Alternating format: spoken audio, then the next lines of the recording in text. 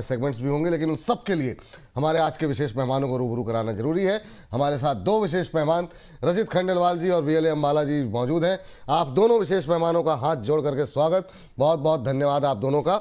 और रचित जी, बड़ी ताज्जुब की बात है, बहुत लंबे समय बाद ऐसा हुआ कि आप आए और रिकवरी आ रही है बाजार के अंदर। ये अद्भुत, मतलब कम देखने को मिलता है, लेकिन मतलब आज देखने को मिल रहा है लोअर लेवल से अच्छी रिकवरी बाजार के अंदर।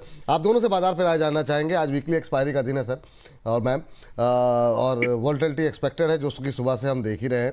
हालांकि सुबह जो गिफ्ट निफ्टी के संकेत थे वो पॉजिटिव थे, 50-55 पॉइंट, एक समय 70-80 पॉइंट। कैसे देख रहे हैं ये वोलेटिलिटी अभी कंटिन्यू रहेगी? रचित सर, आप पहले बोल दीजिए। सर, सबसे पहले आपको नमस्कार, मैम को नमस्कार, सभी दर्शकों को नमस्कार, and as always thank you for having me here. Sir देखिए, ये क्लियर केस है और आज कहीं ना कहीं निफ्टी भी तैयारी के साथ आई थी कि आज ऊपरी ओर पे ही ट्रेड कराना है। ट्यूसडे था, 10 बजे का शो था और कल मैंने आपको कहा था मुझे छुट्टी दे दीजिए, मार्केट नया लाइफ हाई मार देगा, बट समहाउ वो ना हो पाया। तो ओपनिंग में सारी की सारी चीजें हो चुकी हैं। सर बहुत क्लियर केस है। देखिए जिस तरीके से पूरी सिचुएशन बन रही है, लोअर लेवल से रिकवरी आना लाजमी था, क्योंकि कहीं ना कहीं लोअर लेवल्स पे एक सपोर्ट जरूर बन रहा है। बट सर, दो तीन चीजें हैं जो थोड़ी सी चिंताजनक हैं, और वो स्टॉक स्पेसिफिक है। मैं ओपनिंग कमेंट्री में क्यों उसको कवर कर रहा हूँ, क्योंकि उनका वेटेज बहुत ज्यादा है सर। जिस तरीके से एचडीएफसी बैंक ने अपने नंबर्स दिए और जिस तरीके से रिलायंस ने कल एक हायर हाई और लोअर लो बनाया है, ये कहीं ना कहीं एक इंडिकेशन दे रहा है कि मार्केट के लिए आपको ब्रेसअप कर लेना चाहिए। वॉलेटिलिटी अब आपको मार्केट में आने वाले कुछ दिनों में देखने को बहुत ज्यादा मिलेगी। एक रेंज बाउंड रहेगा, बट जैसा कि अभी आपने देखा, सुबह एक अलग डायरेक्शन था और अभी एक अलग डायरेक्शन, वही आपको वॉलेटिलिटी देखने को मिलेगी। हो सकता है अभी ये जो तेजी है कंटिन्यूड आपको अप मूव एक बार देखने को भी मिले, बट फर्स्ट हाफ खत्म होते होते ये आपको कूल ऑफ होती हुई दिखेगी और फ्लैटिश क्लोजिंग के डायरेक्शन पे ही आपको एक ये मूवमेंट जाता हुआ दिखेगा। बहुत ज्यादा स्टॉक स्पेसिफिक रहना चाहिए और इस वॉलेटिलिटी में इंडेक्स से थोड़ी सी दूरी बना के रखेंगे तो ही थोड़ा सेफ ट्रेड दिखता है।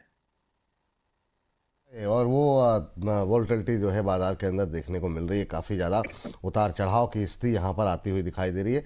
मैम, आपका व्यू क्या है इस समय बाजार को लेकर के? और ये उतार चढ़ाव के बीच मोटी मोटी दिशा क्या पॉजिटिव ही रहेगी या थोड़ा पेन भी देखने को मिल सकता है? देखिए, दायरे के गुड मॉर्निंग विपुल जी, गुड मॉर्निंग प्रचीत जी, और सभी व्यूअर्स को गुड मॉर्निंग। एंड मार्केट को लेकर के जो व्यू है, देखिए बहुत सिंपल सा है। अगर हम थोड़े से हिकअप्स देख रहे हैं तो वो शॉर्ट टर्म में जरूर है, बट एक ब्रॉडर टर्म में अगर हम एक आउटलुक देखें कि आउटलुक क्या है मार्केट का, दैट स्टिल रिमेन पॉजिटिव। वो भी पॉजिटिव ही है। आपको एक्सपायरी है, मार्केट से जो हमको हैंडओवर्स मिल रहे हैं, जो वेनेजुला का केस चल रहा है, it's not only about crude, it's actually about the metals को लेकर के जो चाइना के ऊपर डिपेंडेंसी है, बाहर से लेकर, it's all about the metals. और यही रीजन है, मतलब उसको हम डिटेल में नहीं जा रहे अभी, बट यही रीजन है कि मेटल्स अपनी पकड़ को छोड़ेंगे नहीं। और रही बात कि कहां पर फोकस्ड है, तो मेटल्स की तरफ अभी भी एक अच्छा खासा रुझान, अच्छा खासा ओवरवेट रखा जा सकता है इन माय ओपिनियन। बाकी आपकी पसंद के सेक्टर जो हमने 5-6 सेक्टर्स पिछली बार डिस्कस किए तो उन पर देखा जा सकता है। बट अपना जो इंडेक्स है, इंडेक्स लेवल पर आपको हायर साइड के लेवल्स देखने के लिए मिलेंगे थोड़े समय के लिए सही। मैंने पिछली बार एक बात बोली थी, आई थिंक हर्ष जी थे, कि ज्यादा से ज्यादा किसी भी रीजन से अगर निफ्टी सरकता भी है तो 25,500 के नीचे नहीं जा रहा है जनवरी इस फाइनेंशियल ईयर में।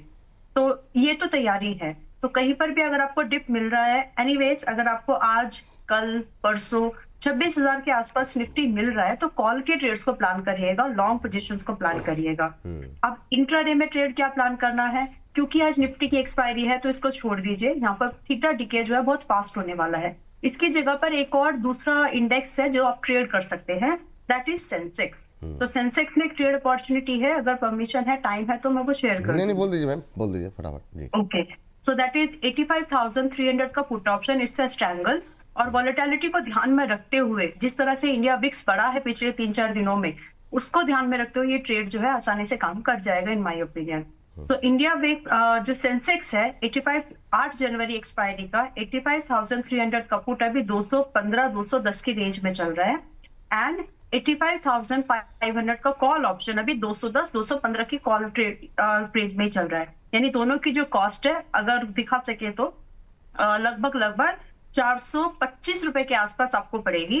इसमें आप एक स्टॉप लॉस डिफाइन करके रखें कि अगर इसमें 250 पॉइंट का लॉस आपको हो रहा है तो ये एग्जिट है, और अगर आपको इसमें 200 से 500 पॉइंट का प्रॉफिट हो रहा है यानी टोटल दोनों स्ट्राइक्स का, वो आपके प्रॉफिट के तौर पर आपको कंसिडर करना है। इट्स स्ट्रैंगल में दोनों स्ट्राइक्स में पोजीशन जो है यानी क्वांटिटी जो है सेम रखी जाती है। सिंपल ट्रेड है, आसानी से एग्जीक्यूशन में आएगा, और जो वॉलेटिलिटी का फायदा है वो भी आपको मिल जाएगा, और इंडेक्स में जो डायरेक्शनल ट्रेड में स्टॉप लॉस हंटिंग के चांसेस है आप उससे बच जाएंगे।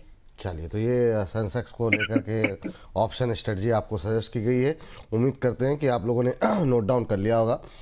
85,300 की पुट 215 के आसपास अभी चलती हुई दिखाई दे रही है। चलिए, तो ये फिलहाल के लिए राय जो है यहाँ पर निकल करके आई है मार्केट को लेकर के। और जैसा कि इस कार्यक्रम का फॉर्मेट है, परंपरा रही है, पहले कुछ एक दर्शकों की टिप्पणियां और उसके बाद से हम अपने सेक्टर की तरफ रुख करेंगे आज के। लेकिन साहिल खान के प्रश्न के साथ शुरुआत करना चाहेंगे। साहिल खान साहब कह रहे हैं JSW एनर्जी 510 पर बाई किया हुआ है, 20 शेयर हैं, शॉर्ट टर्म टाइम में टारगेट स्टॉप लॉस बता दीजिए। चलिए, तो बहुत लंबा नज़रिया नहीं है रशीद सर इनका, शॉर्ट टर्म का जो है इनका नज़रिया है। अब कितना शॉर्ट टर्म है ये हमें नहीं पता। 510 की खरीदारी इन्होंने की हुई है, पावर में रिकवरी आ रही है। अभी इनके लिए क्या स्टॉप लॉस टारगेट आप यहाँ पर सजेस्ट करेंगे? तो 10 रुपये के 9 रुपये के आसपास इनके बन रहे हैं अभी। देखिए, बिल्कुल सही है। शॉर्ट टर्म ट्रेड की बात कर रहे हैं तो स्टॉप लॉस भी मैं थोड़ा सा आपको पास का ही सुझाना चाहूंगा। 496 का क्लोजिंग बेसिस स्टॉप लॉस होगा। मुझे अभी at the very face of it नहीं लग रहा है आपका स्टॉप लॉस ट्रिगर होगा, बट रखना जरूरी है, इसलिए आप उसको मेंटेन करिए। जिस तरीके से पोजीशन है 536 के बाद 556 के दो लेवल्स आपको दिखाने का दमखम रखता है। अभी इस अपवर्ड जर्नी को आप कंटिन्यू करिए। चलिए, ठीक है। अगले हैं हमारे एक दर्शक जिन्होंने आईडी बनाई हुई है स्टडी क्लासेस, अखिलेश 95 के नाम से। कह रहे हैं thank you so much Vipul sir, आप सच में बहुत अच्छे हैं। अरे सर, थैंक यू सर।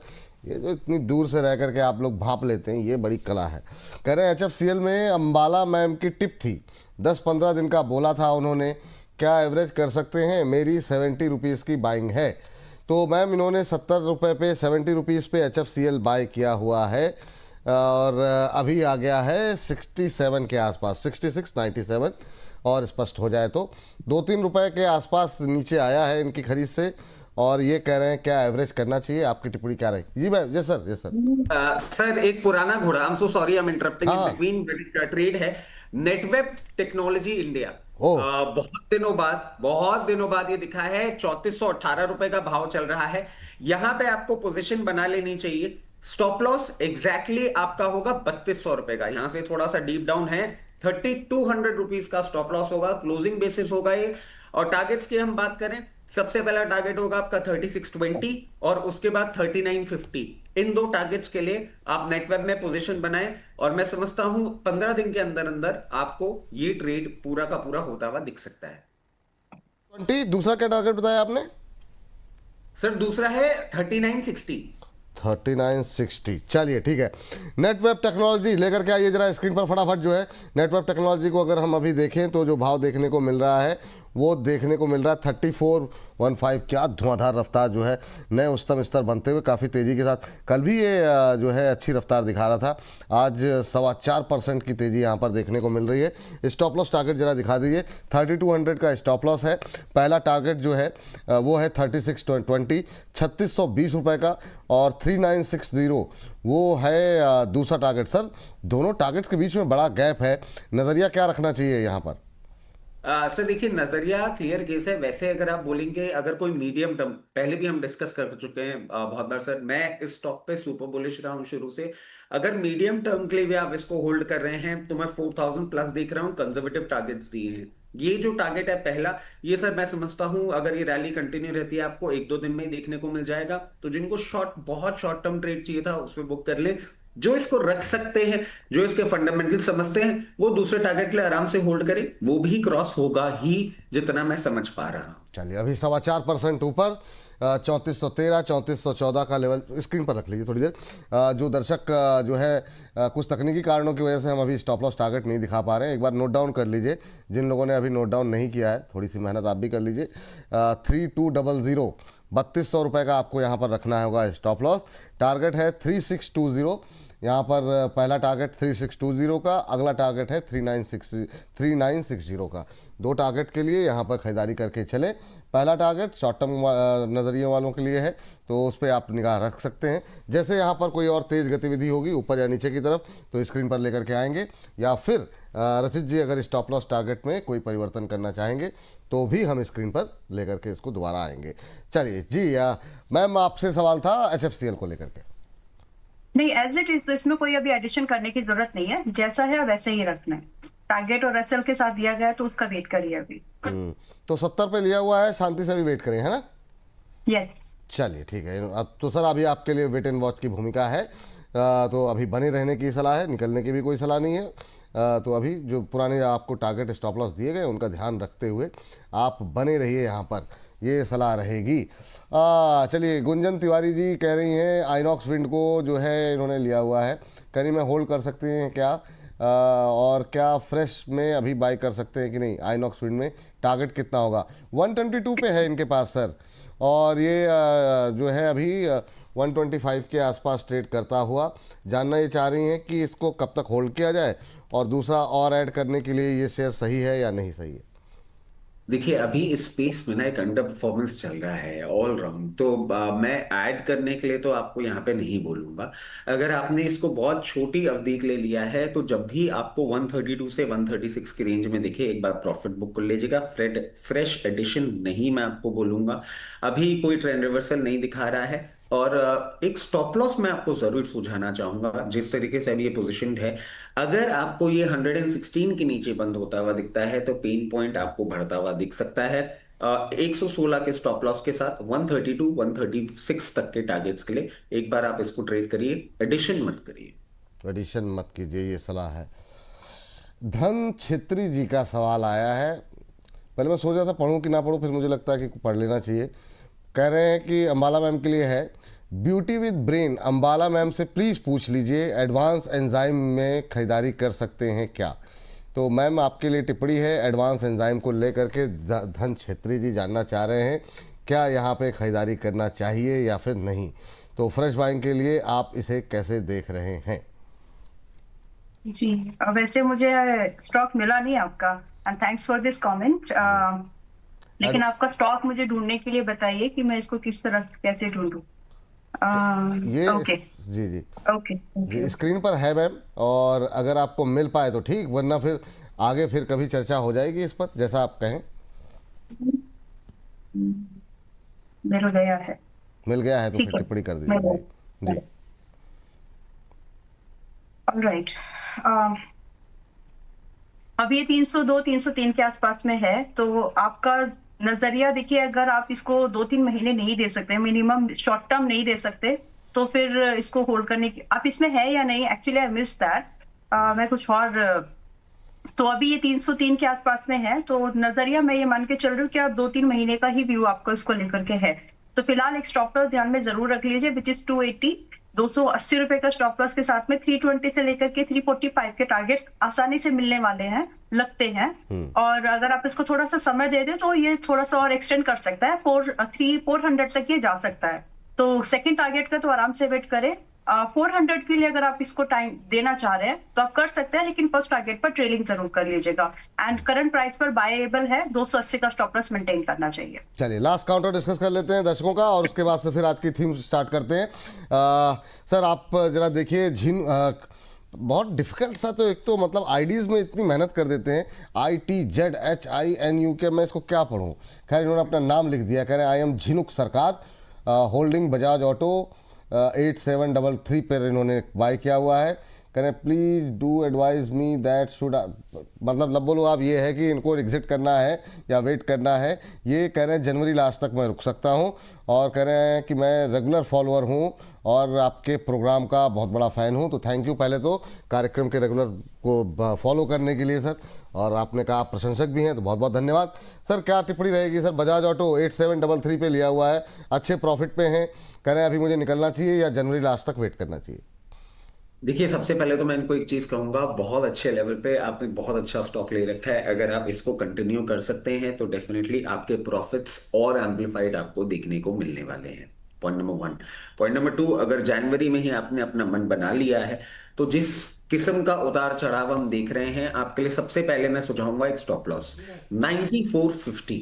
9450 के नीचे अगर ये क्लोजिंग करेगा तो आपको अपनी पोजीशन इसमें से एग्जिट करनी होगी। मे व्हाटसोएवर हैपन, उसके बाद मुड़ के नहीं देखना है आपको इस शॉर्ट टाइम पीरियड के लिए।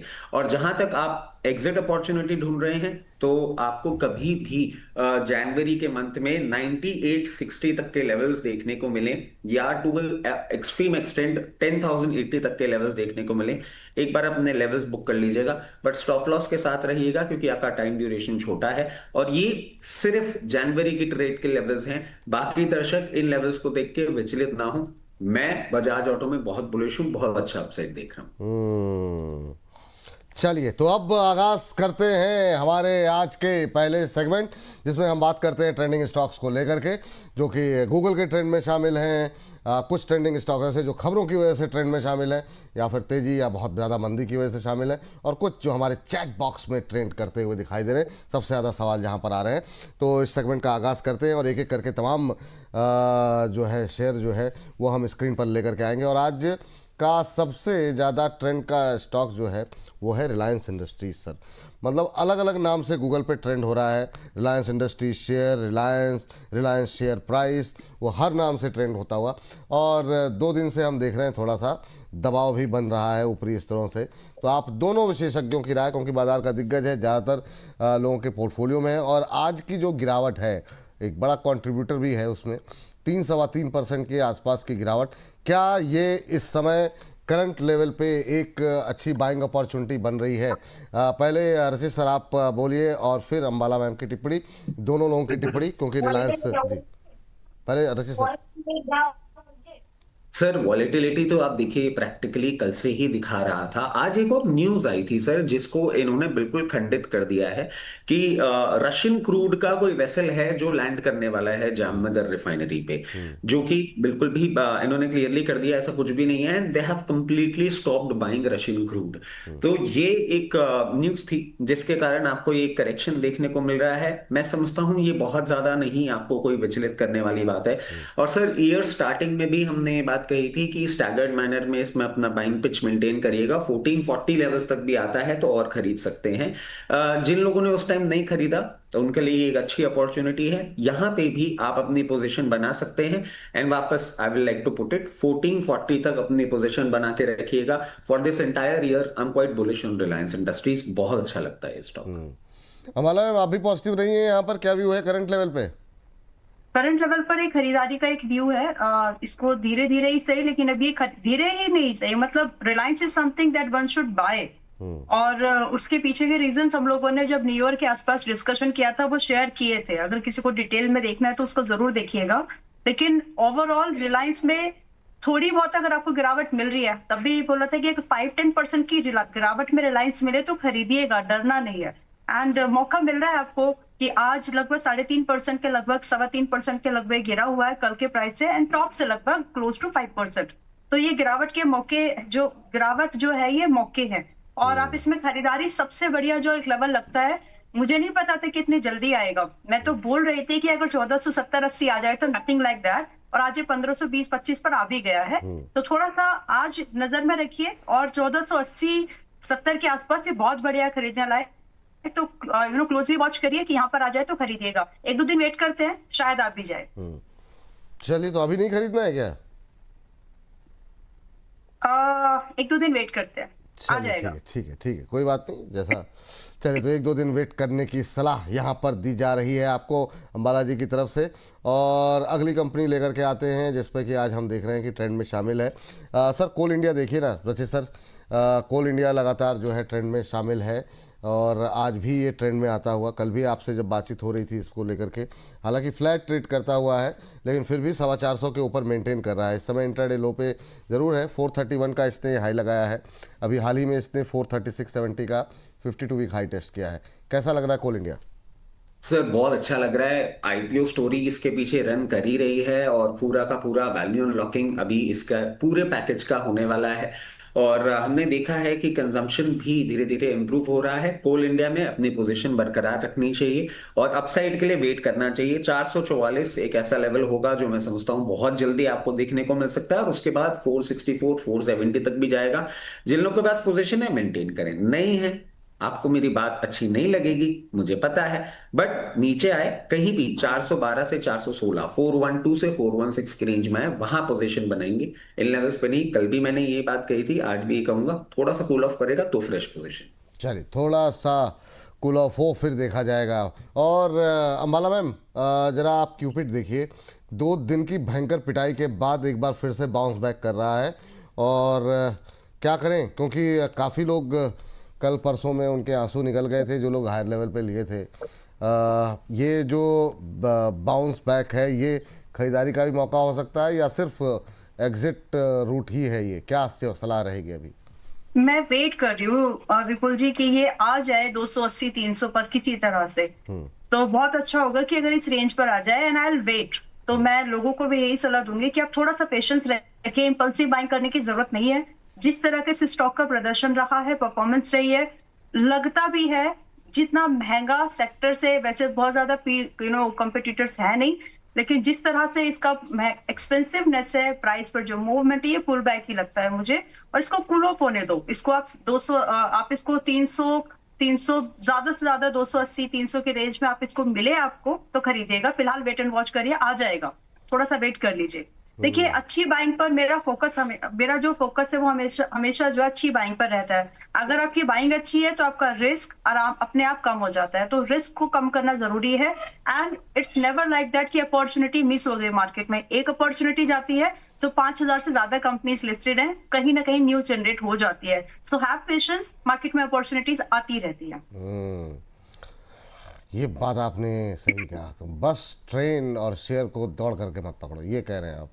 कुछ कह रहे हैं सर आप? सर एक चीज मैं कर देता हूँ, सुबह भी हर जी के शो में हमने डिस्कस किया था, जब तक ये 336 के ऊपर मेंटेन कर रहा है, you have an opportunity. And I have been constantly talking about it, exit. इसमें से एग्जिट करना आपके लिए बहुत इंपॉर्टेंट होगा। और 336 के ऊपर मेंटेन करते हुए आपको जहां एग्जिट मिल रहा है प्लीज एग्जिट ले लें, इसमें से वही सही रहेगा। लोअर लेवल्स पे आता है और वर्किंग इंप्रूव होती है तो एक बार देखिएगा, क्योंकि बहुत बार, और मैंने कमेंट्स भी पढ़े थे कि आप प्लीज इसके बारे में बात करिए, तो just again I am रीसर्फेसिंग my view point. 336 के ऊपर एग्जिट मिले, एग्जिट करना बहुत इंपॉर्टेंट है। ठीक। इस बीच जो है हमारे एक दर्शक हैं लाइव स्टूडियो, पुष्पा जी हैं, कह रहे हैं विपुल प्रभु। अरे मतलब माता जी क्या मतलब जो है आप लोग कह रहे हैं आज की थीम पर जाने से, अच्छा मैंने आपका सवाल पहले नहीं देखा मैम, सॉरी। कह रहे हैं आज की थीम पर जाने से पहले सवाल ले लीजिए। स्ट्राइड फार्मा को लेकर इनका सवाल था, 937 पे बाय किया हुआ। मैम आज डिस्कस कर लेंगे। कह रही रचित सर से सवाल है, स्विगी को क्या हुआ? रचित सर तो पहले से ही स्विगी को लेकर के मतलब थोड़ा सा मतलब वो है, तो मतलब सबको पता है सबका व्यू क्या है। वाह, तो सबके लिए अलग अलग से जो है टिप्पणी आती रहती है अलग अलग तरीके से। हाँ क्या। और एक बिट्टू गौर जी हैं, कह रहे हैं गुड मॉर्निंग विपुल जी, मैं विजय लक्ष्मी मैम का बहुत बड़ा फ़ैन हूँ, मुझे उनसे थंगामाइल ज्वेलरी पर व्यू चाहिए। अच्छा, स्टॉक ने वीकली चार्ट्स के ऊपर फ्लैग का ब्रेकआउट भी दिया है। अरे गुरुदेव, ब्रेकआउट पता है, ये पता है, सब कुछ पता, क्यों मतलब जो है आप लोग परेशान हो जा रहे हैं? अब तो दर्शक बताते हैं कि भाई कहाँ पर ब्रेकआउट आया है कहाँ नहीं आया। मैं तो एक्सपर्ट से पूछूं ना पूछूं मैं कंफ्यूज हो जाता हूँ। वाह, नहीं मैं सर, लेकिन ये है कि अगर यहाँ पे नहीं भी ले पाए तो 1 बजे ले लेंगे। आप लोगों की टिप्पणियाँ पढ़ने में मजा आता है। अभी थोड़ा सा जो ट्रेंडिंग स्टॉक्स हैं उस पर बात कर लेते हैं। मैम मोला जरा देखिए सर आपकी बारी हो गई ना? आपका तो बात रचित सर फ्रीज हो गए क्या? हो चलिए ठीक है मैम, आप तब तक ओला देख लीजिए, सर के लिए मैं फिर दूसरा शेयर ले आऊँगा जी। ओला में क्या करना चाहिए अभी करंट लेवल पे जी? ओके, ओला से पहले मुझे एलटीएफ का एक अपडेट देना है, वरना क्योंकि पुल बैक एक्सपेक्टेड है, फिर जो टारगेट है उसमें कम हो जाएगा अदरवाइज। एलटीएफ ने 325 का टारगेट दिया था, हिट हो गया आज। जैसे मार्केट खुली तो उस टारगेट 325 के ऊपर निकल गया वो, और अभी 325.50 पर एलटीएफ एल&टी फाइनेंस जो है चल रहा है। तो जिनको भी ये टारगेट दिया गया था, आप ट्रेड में है तो अपने प्रॉफिट बुकिंग पर ध्यान दीजिएगा, क्योंकि अभी ऑल टाइम हाई पर है। तो यहाँ से थोड़ा सा पुल बैक एक्सपेक्टेड है, जो कि इसको 315 तक लेकर के जा सकता है। सो थिंक केयरफुली, अगर आपको प्रॉफिट मिल रहा है तो आप उसको बुक कर लीजिए फिलहाल। चलिए ठीक है एलटीएफ जी। मैम मेरा सवाल ओला पे था। ओला में 2 दिन में अच्छा मोमेंटम आया है, आज ऊपरी स्तरों से थोड़ा फिसल रहा है। 42-43 पे कैसा लग रहा है? 42-43 पर मत खरीदिए, खरीदना ही है तो थोड़ा सा कूल ऑफ पर वेट करिए, वरना फिर वही होगा, महंगा महंगा खरीदा तो फिर परेशान होना पड़ेगा। So try to wait for some time, और 39 का भाव का आ जाएगा, 39 रुपीज के आसपास, 20-25 पैसे आसपास नजदीक, तो उसका वेट कर लीजिए। अभी लगभग 43 पर है, तो थोड़ा सा वेट करना बेटर है, डोंट जंप इन। चलिए, ये बात यहाँ पर ओला पर निकल करके आई है, थोड़ा नीचे जाए उसके बाद ही खरीदने का सही समय होगा, ये फिलहाल के लिए राय निकल के आई। एक और ट्रेंडिंग स्टॉक्स है जिस पर कि सवाल भी है एथर को लेकर के। ओला के साथ साथ एथर का नाम आना भी ज़रूरी है। एथर में मतलब अच्छा चल रहा है, धीरे धीरे धीरे करके आप देखिए, अब आज 700 का लेवल भी क्रॉस होता हुआ दिखाई दिया था, 706 का हाई लगा है, 706.65 का। कैसे देख रही हैं आप? और ये ईवी वाली स्टोरी को लेके कल आप कई सारी बैटरीज की बात कर रही थी, ईवी वाहनों को लेकर के क्या व्यू है, एथर को लेकर क्या व्यू है? एथर अभी मुझे थोड़ा एक्सपेंसिव लगता है बिल्कुल जी, इस प्राइस पर। स्टॉक ठीक है लेकिन प्राइस ठीक नहीं लग रहा है, तो इसको खरीदने के लिए अगर हम थोड़ा सा पेशेंस रख लें, लगभग अगर ये 630 पर मिले तो बढ़िया है, बट फिलहाल ये 690 के आसपास में थोड़ा सा एक्सपेंसिव है। 10% तक थोड़ा अगर और ये नीचे आ जाता है तो एक अच्छी बाइंग मिल जाएगी, उसका हमको वेट करना चाहिए। सो प्राइस अलर्ट लगा के रख सकते हैं, प्राइस अलर्ट आए तो आप उसमें एंट्री के बारे में केयरफुली सोचें, बट अभी थोड़ा सा एक्सपेंसिव है, अभी रिस्क भी ज्यादा है, तो वेट करिए। एक बार जब ये वापस से 620-30 पर आएगा, एक बार दोबारा रिव्यू करेंगे कंपनीज के, अगर कुछ इस बीच में डेटा आ जाता है तो उसको भी रिव्यू करेंगे, उसके बाद फिर इसमें कोई एक व्यू बनाएंगे कि अगले 6 महीने के लिए क्या आउटलुक बनता है based on the data. So as of now it's expensive. ठीक, मैम वक्त तो हो गया है जाने का, लेकिन जाने से पहले हमारे एक दर्शक हैं, कह रहे हैं कि क्या रेलवे में अभी क्या फ्रेश एंट्री हो सकती है? हालांकि रेलवे को अगर हम छोड़ भी दें, इनका जो सवाल है किसी भी शेयर में क्या बजट तक के लिए कुछ बाय कर सकते हैं अगले 1-1.5 महीने के लिए? कोई स्विंग ट्रेड, कोई ट्रेड, कोई ऐसा जो 1-1.5 महीने के लिए पोजिशनल ट्रेड, कुछ जाते जाते देना चाहेंगे आप? देखिए, जो हमने मेंबर्स को रेकमेंड कर रखा है, या फिर उसके अलावा आप कुछ स्टॉक्स देख सकते हैं, जैसे कि कल हमने डिस्कस किया था अमर राजा बैटरी, बहुत लोअर लेवल पर है वो अभी, तो अमर राजा बैटरी को देखा जा सकता है, आइडिया फोर्ज को देखा जा सकता है करंट लेवल पर ही, और वोल्टास को देखा जा सकता है, एंड लोढ़ा को देखा जा सकता है। तो ये 4 स्टॉक्स हैं जिस पर आप लोग नजर बना करके रख सकते हैं। चारों स्टॉक्स में जो अभी अपसाइड की मूवमेंट बाकी है वो अच्छी खासी है, और जो रिस्क है वो इन्वॉल्व रिस्क जो है वो बहुत कंपैरेटिवली कम है। तो अगर समय होगा तो मैं इनके लेवल्स बता दूंगी, अगर नहीं तो फिर ये 4 स्टॉक्स को आप ध्यान में रख सकते हैं। किसी एक पर जिस पे सबसे ज्यादा भरोसा हो, एक का कोई लेवल बता दीजिए, ताकि जो है उनको भी थोड़ा कॉन्फिडेंस हो जाए और चुनने में आसानी होगी। ऑलराइट, तो आप अमर राजा बैटरी को एक बार देख सकते हैं, जो कि अभी 926 के आसपास है, 926, 900। अच्छा, वोल्टास आपकी स्क्रीन पर नहीं, आप कुछ भी बता दीजिए, स्क्रीन तो बदल जाएगी। ऑलराइट, तो 926-27 पर अमर राजा है अभी, अमर राजा एनर्जी एंड मोबिलिटी, और यहाँ से अगर आप एंट्री बना रहे हैं तो लगभग 980 रुपए का एक टारगेट, एंड फिर सीधा 1040 का दूसरा टारगेट, एंड उसके बाद भी आप इसको 1200 के लिए होल्ड कर सकते हैं। तो ये अमर राजा एनर्जी में पॉसिबिलिटीज हैं जो आपको मिल जाएंगी। और स्टॉप लॉस यहाँ पर छोटा है, 870 रुपए का stop loss more than enough है, एवरेजिंग नहीं करना है। स्टॉप लॉस या तो पहला टारगेट, इसी कंडीशन में ये हमको ये होल्ड रखने चाहिए, एवरेजिंग करने की बिल्कुल जरूरत नहीं है। स्टॉक बहुत ही ऑलरेडी बहुत लोअर प्राइस पर है। So this is the view for Amar Raja. Disclosure आपका? कई सारे स्टॉक्स डिस्कस हुए हैं विपुल जी इस बीच में, एंड जो हमारे मेंबर्स के पास भी रिकमेंडेशन के तौर पर रह सकते हैं, या जो स्टॉक्स अभी नहीं रिकमेंडेशन है लेकिन उनके पास भी जा सकते हैं, जैसे ही कुछ अपडेट मिलता है प्राइस का या जो भी है, तो that is going to be always there. And as far as my portfolio concern, तो मेरे पोर्टफोलियो में ऐसा कोई स्टॉक नहीं था जो मैंने रिकमेंड किया है, और that's all. Trading and investment are subject to market risk, उसका जरूर ध्यान रखिए जब भी आप कुछ भी ट्रेडिंग या इन्वेस्टमेंट आइडियाज पर एग्जीक्यूशन कर रहे हैं। Thank you so much. Thank you ma'am, बहुत बहुत धन्यवाद, बहुत बहुत शुक्रिया आपका आज की चर्चा में जोड़ने के लिए, अपना समय देने के लिए। प्रतिभूति बाजार में निवेश बाजार जोखिमों के अधीन है। निवेश करने से पहले सभी संबंधित दस्तावेजों को ध्यान से पढ़ें।